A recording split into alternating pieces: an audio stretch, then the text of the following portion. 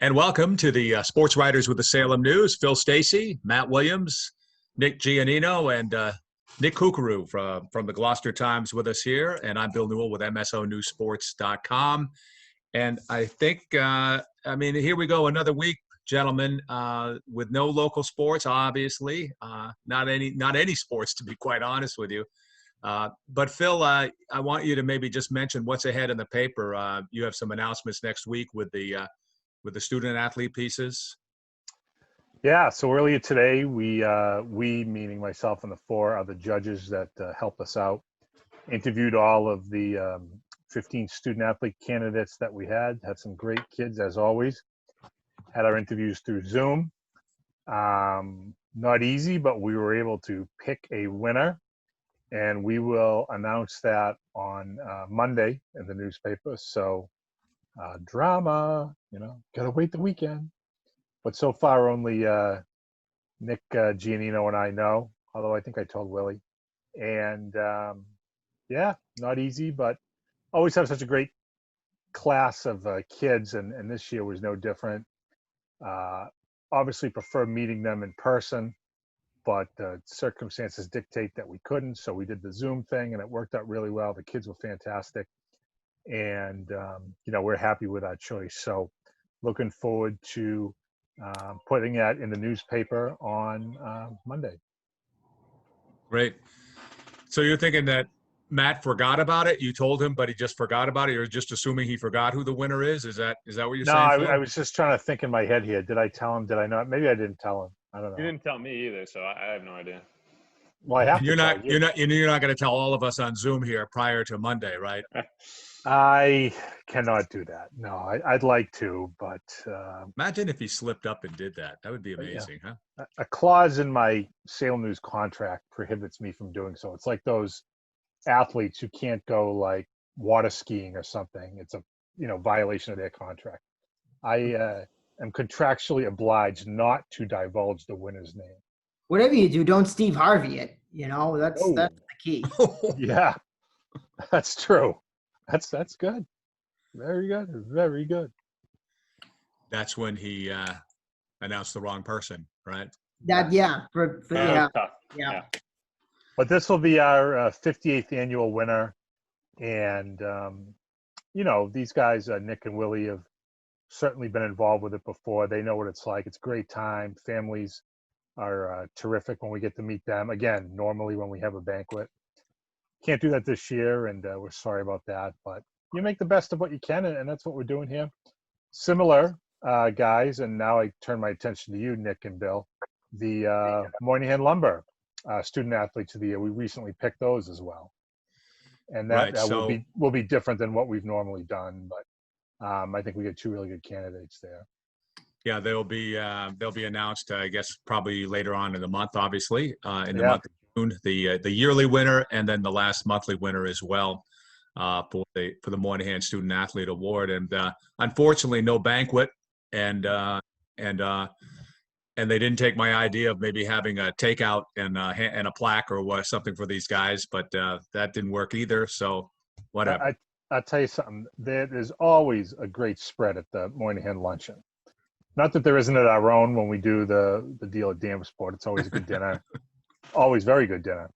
But when we do the luncheon for Moynihan at Salem Country Club, that is always top notch. And in fact, one Mr. Matthew Jenkins, formerly of the Salem News Sports Department, would love to cover it if he knew that lobster bisque was going to be on the menu. He would always ask me ahead of time, are they serving lobster bisque? And But they don't usually have lobster bisque, though, do they? They have, though. They have. Oh. Yeah, it's been a while. It's been a while. But Jenkins always had his antenna up about that. So, that was good. Phil, I know we were talking about, hey, what else can we talk about? So I want to maybe take some time and in a moment to talk about fall sports and just weigh in again on that piece, because I think people are always kind of looking ahead to the fall at no matter what level it may be. We've also got news this week on some of the pro teams. Maybe we'll touch on that as if we have time. But you suggested a topic which I think is kind of interesting: is what are the small things that we kind of missed, and in particular, I guess the springtime here, the spring season. The athletes miss things, and so what did we miss this spring with not having any sports being played, anyways? To cover.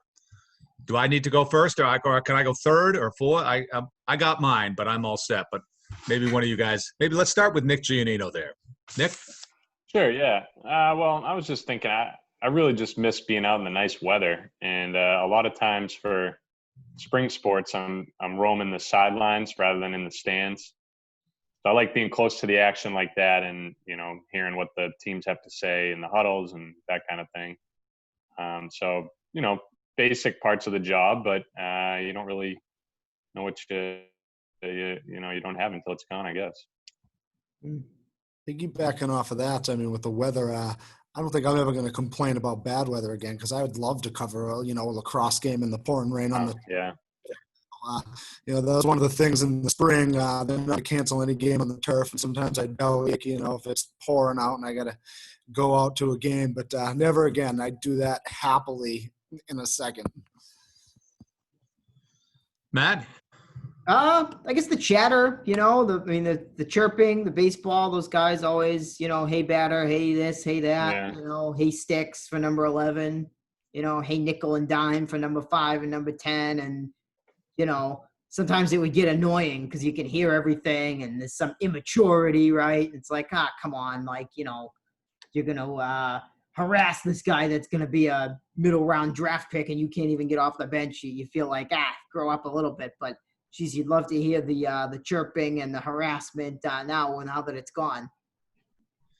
I'll weigh in. I'm thinking of a couple of things, and one is you guys tend to cover more specific areas. I cover maybe a little area, more of an area, more sports, if you will, hitting and missing things, kind of a hit, shooting a dart against a big wall, something like that. And a couple of things is that I miss meeting the new coaches. In other words, that's a great opportunity to go out and meet new coaches in the springtime, because even though we have many coaches that hang around for many years, are legends, if you will, but we also have a lot of new coaches from year to year. See them, in action, in the sidelines, up close in the spring sports, because you're right on the sidelines, more or less, in these spring sports, whether it be lacrosse, baseball, softball, or whatever. Meeting the different athletes. It is a more relaxed time. And I'm also thinking that, during the football season, we're busy covering things. You guys are too. In the wintertime, the games go bang, bang, bang, and you're covering things as well. But in the springtime, it's a little more relaxed. It's just by nature, I think, of the sports. Even lacrosse, just watching that. I mean, although it's ferocious out on the field, as a reporter, you can kind of relax on the sidelines and take it all in, I think. And Phil, the other thing is we often spend our birthdays together beside the lacrosse field in the month of May sometimes. That's true. Even though we may not know it, but we do, yeah. Yeah, no, it's that's pretty cool. I enjoy that. And one thing I would add to what you guys say, I miss the sounds.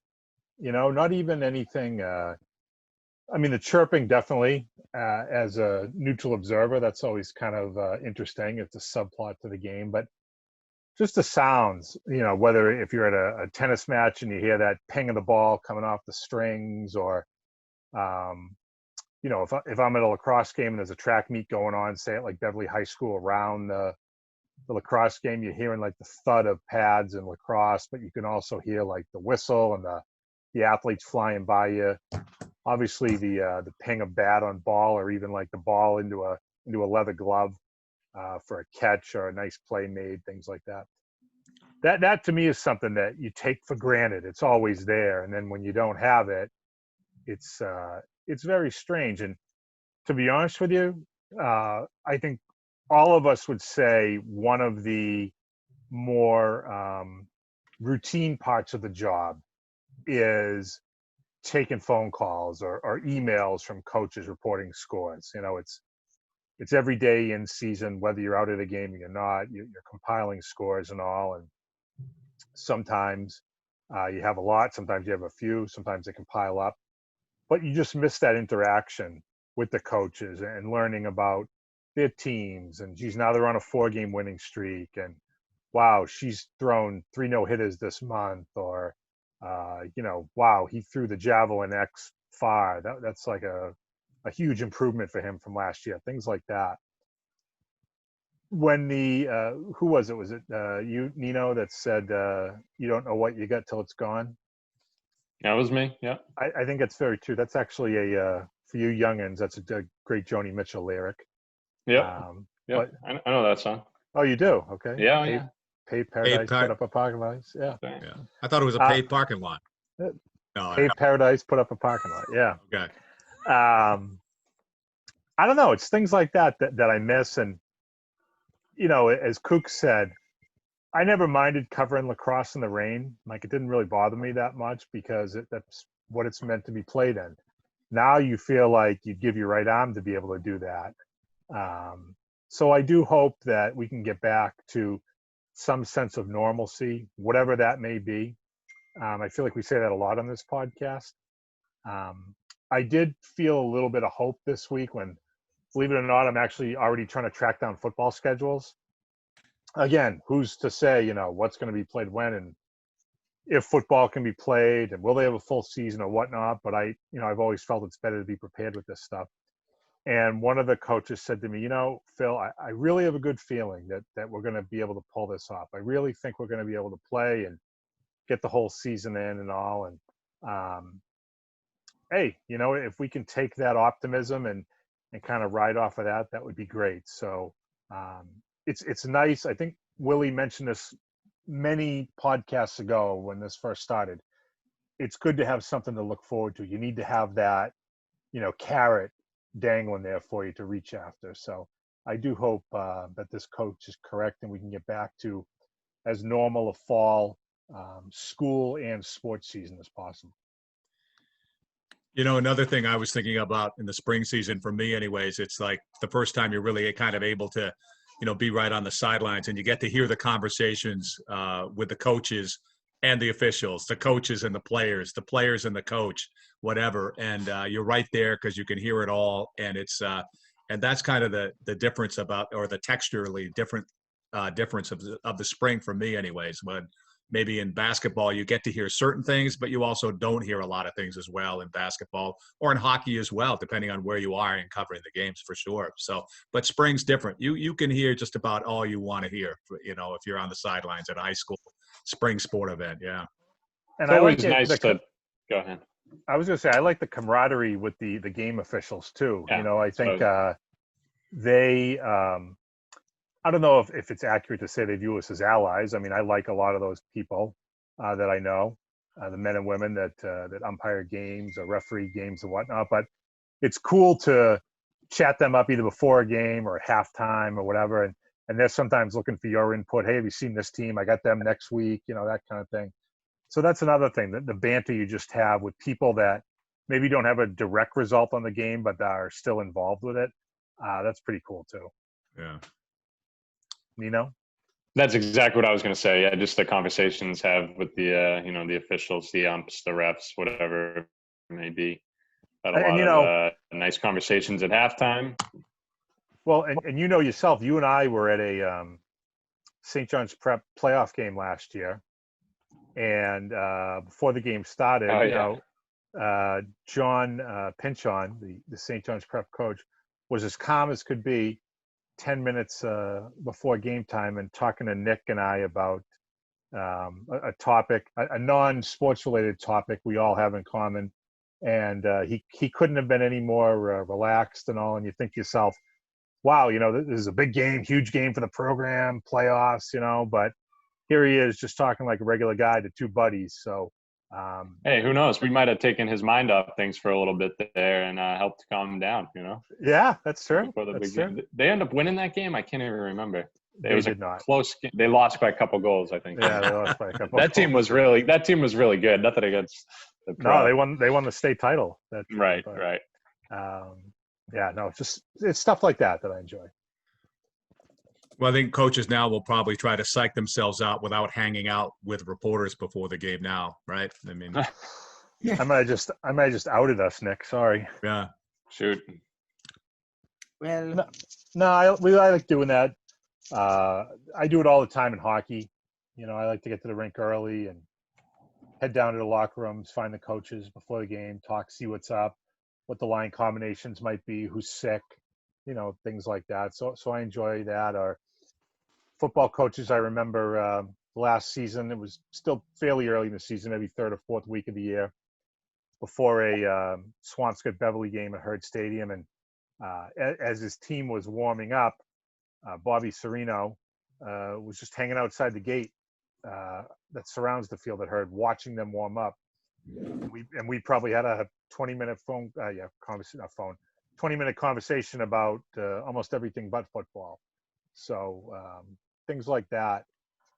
It's a great part of the job, and it's not a requirement certainly, but it's how you build relationships and develop those over the years. And I think to do this job well, as we all know, that's an essential part of the job. So I do miss that terribly.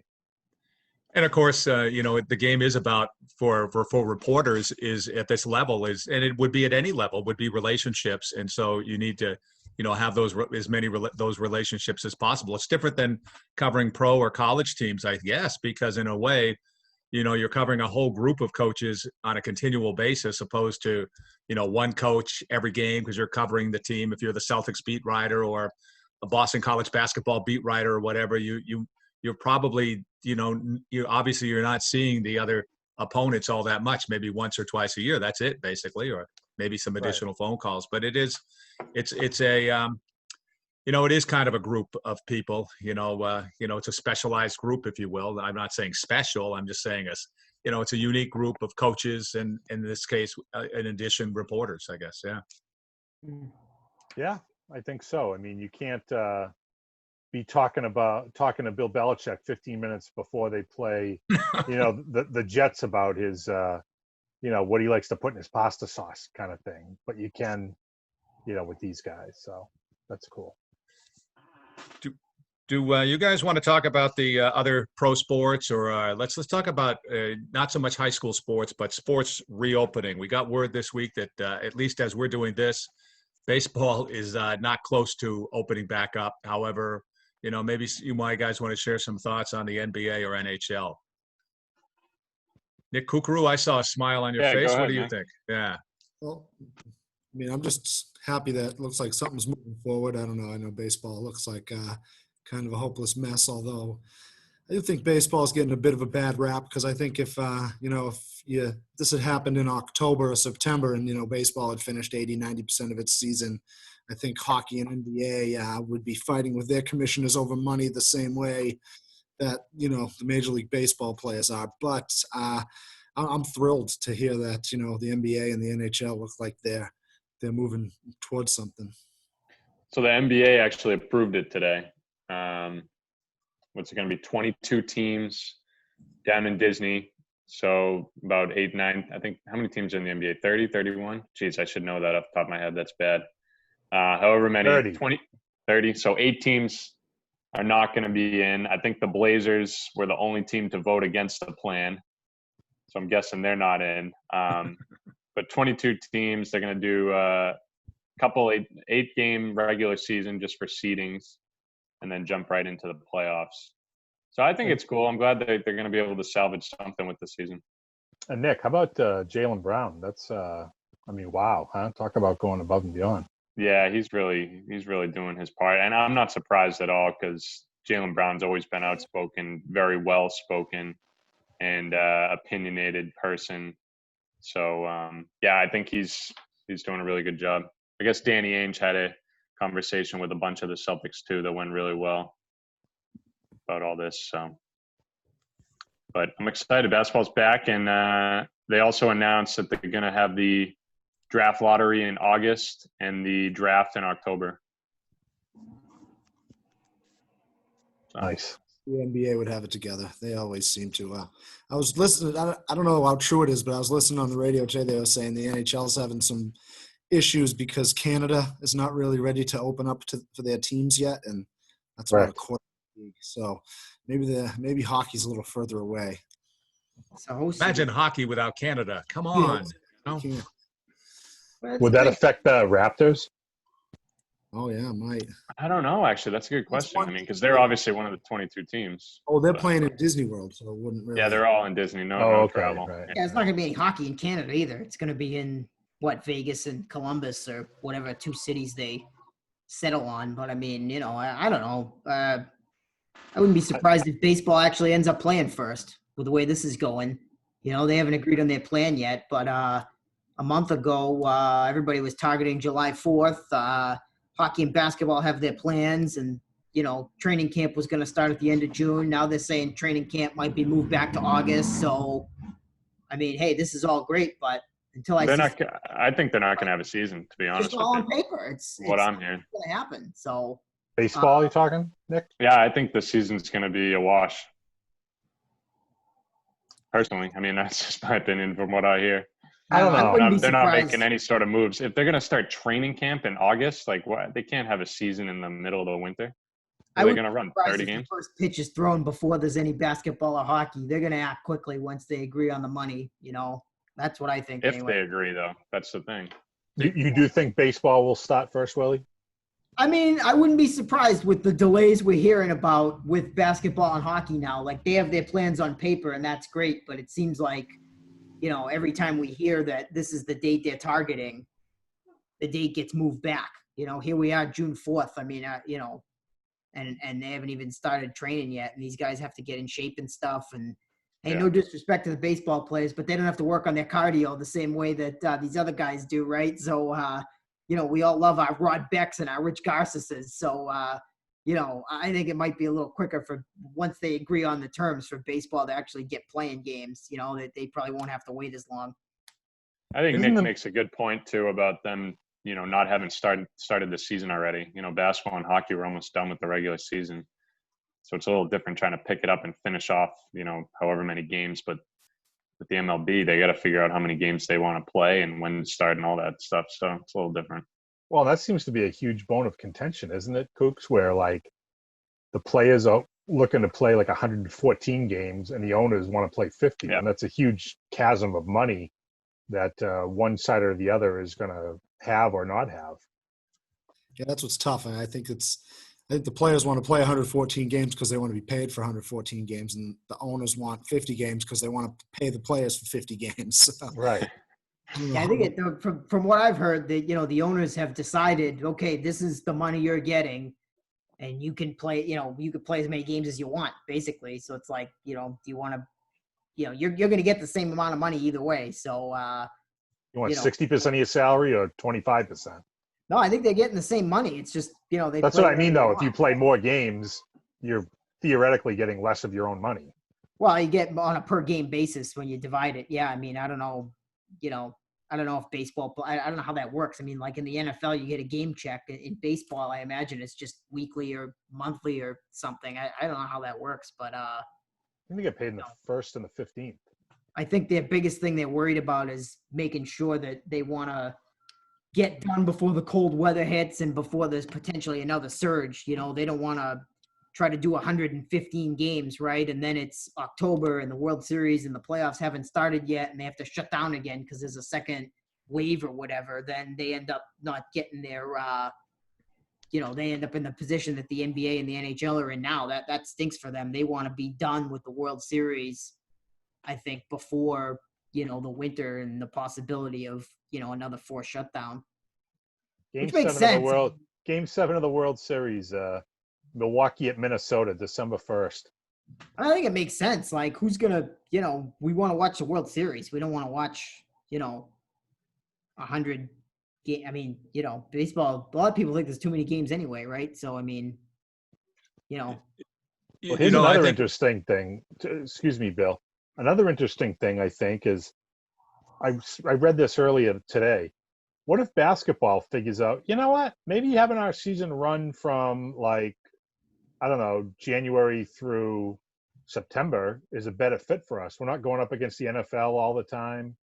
We get the whole summer. It's not really a sport that requires you to play in a certain climate or temperature or season, that kind of thing. So it might be interesting if, say, the NBA decided to flip it and change. I thought about that. I think it's a very realistic possibility, honestly. I mean, why couldn't they do that? Like you said, they wouldn't be competing with football as much, and people play basketball a lot during the summer. I'm sure it would draw plenty of viewers. And that would definitely hurt baseball, I would think.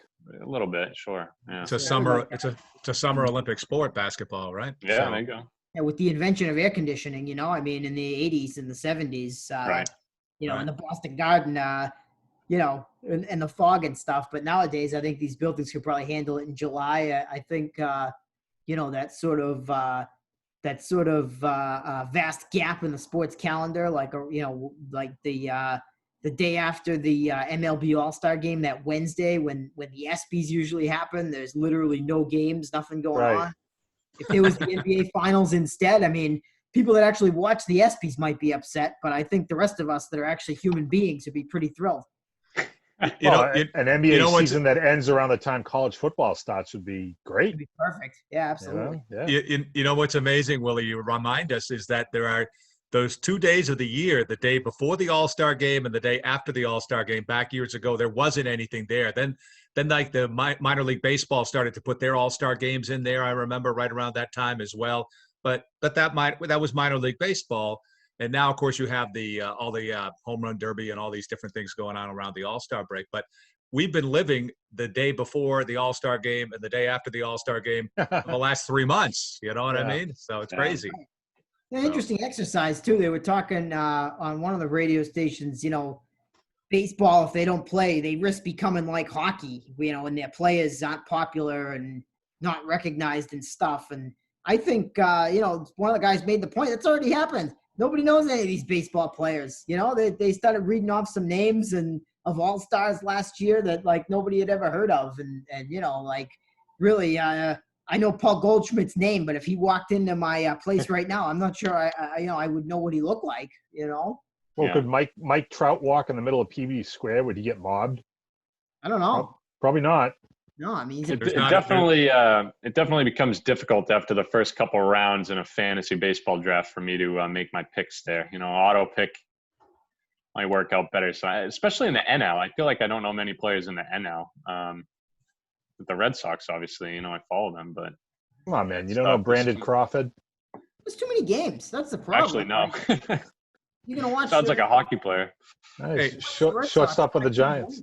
So we have like 1 more minute left, gentlemen. Anything else you guys want to share or conclude with? Feel free to weigh in right now.